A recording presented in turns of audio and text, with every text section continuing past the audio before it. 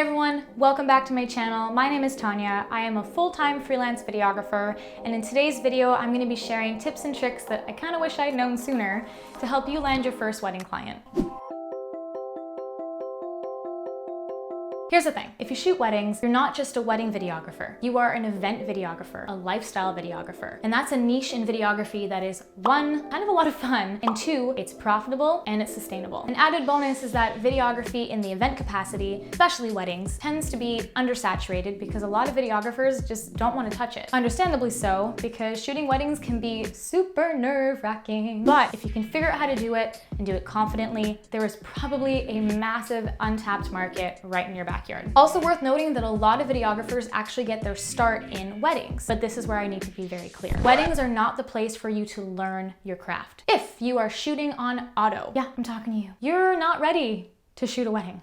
But I suggest that you try your hand at other things first, like music videos, testimonials, public events like a Santa Claus parade or a summer festival. Not-for-profits are always looking for event coverage, so that would be an amazing place to volunteer. Point being, just try shooting other events before you take on a wedding. And here's why. Shooting one before you're ready is really unfair to the couple, and it can actually really damage your reputation before you've even gotten started, which is kind of besides the point. Another thing, never, ever shoot a wedding for free. You are a talented, skilled person who's invested time. You are offering your services. And I promise you, you're gonna be doing a lot of work because it's not just the shoot, which can be like 8 to 12 hours. It's all the editing that comes after it. So even if you're brand new, fresh out the gate, and you've never shot a wedding before, you do not need to shoot one for free. Don't. Definitely reduced, but not free. So with all that out of the way, let's get into tips and tricks to help you land your first wedding client. Number one, try second shooting first. Even if you're like the most popular person ever and you have like 25 cousins and you go to like 10 weddings a year, you're still not gonna get it. Shooting a wedding and attending a wedding are like completely different worlds. A great way to become familiar with the schedule, the pressure, the lay of the land in general is to second shoot for somebody else. You can also offer to be a production assistant on someone else's shoot. Sometimes it's hard to get in touch with wedding videographers. There is no shortage of wedding photographers, and I mean, you're not competing with them directly anyway, so why not see if you can be an assistant on a photographer's shoot? At least that way you are in the wedding vendor environment at a wedding, and it's really giving you a taste of what it looks like behind the scenes. And honestly, it's networking. If you are working with another wedding professional, especially one you're not competing with, so if you're doing video,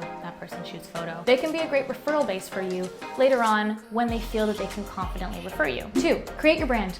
Just because you're fresh out the gate doesn't mean you shouldn't build a professional appearance. And if you have any intention of doing this professionally, whether it's full-time or a side hustle, you should probably already be on this. Assuming you are comfortable with your camera and you are pretty familiar with videography, which you should be before shooting a wedding, you're gonna have portfolio work. And even if that isn't specifically wedding work, you would hopefully have testimonials, small business videos, event videos, anything else really that shows that you can shoot and then you can edit and you can kind of make it look like something that people might want to pay for. More importantly, that they can trust you. Facebook is okay, but I really do suggest that you put a website together. This website should cover all the different categories of work that you have produced in the past, whether that's free or paid work, and maybe a little bit about you as well. People like to know who's shooting their wedding. And super important, a contact form, a way that they can get in touch with you. This is a link that you're going to be using moving forward to make sure that people can find you easily. So don't put passwords on your portfolio. Don't make it difficult for them to get in touch with you. Make it look professional. Keep it simple. You never know where that link is going to end up,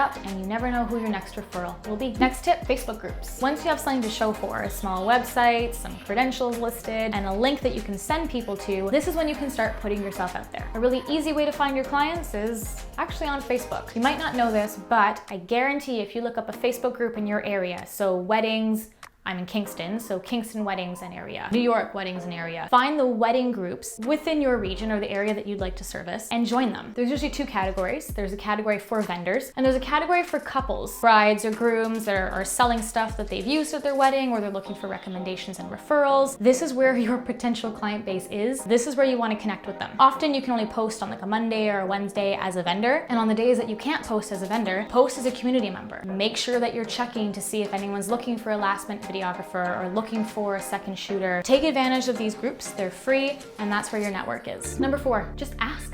Ask around, ask family, friends, colleagues. Let it be known to your community that you are looking for an opportunity to get into weddings. Believe it or not everybody can afford or want a super professional, top of the grade videographer. So if you're feeling nervous about your experience level or your skill set, I promise you there is someone out there who is perfectly content with what you can offer at the price that you're willing to offer it at, assuming you're not being ridiculous. You're a perfectly rational person, right?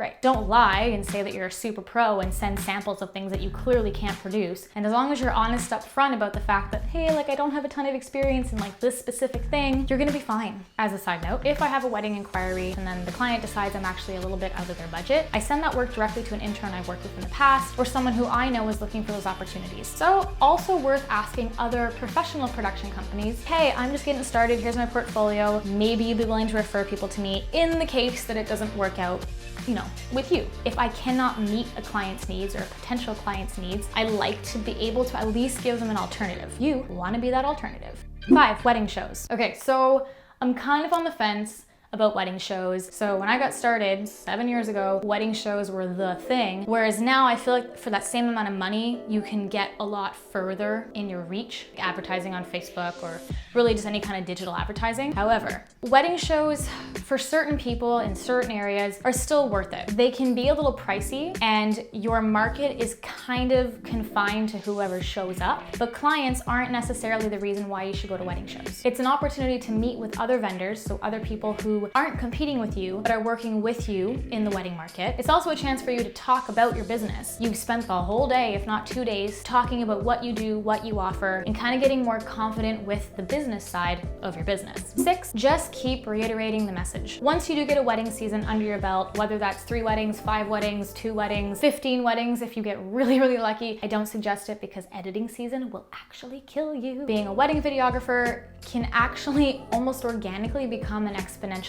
growing business. You may not realize it, but there are actually a lot of eyes on you as a vendor at the wedding. Often someone who attended the wedding or was in the wedding party is probably in the same age group to be getting married, and they might hire you for their wedding the next year. That happens a lot. It's also a great lead into other types of projects that aren't just weddings. Because think about it, people attend weddings. People have jobs and businesses and need for video. So if the couple is thrilled with the job you did and they're sharing it to everybody and the guests kind of remember you being there, you're gonna be top of mind when any one of those 150 people need a wedding videographer or just a videographer in general.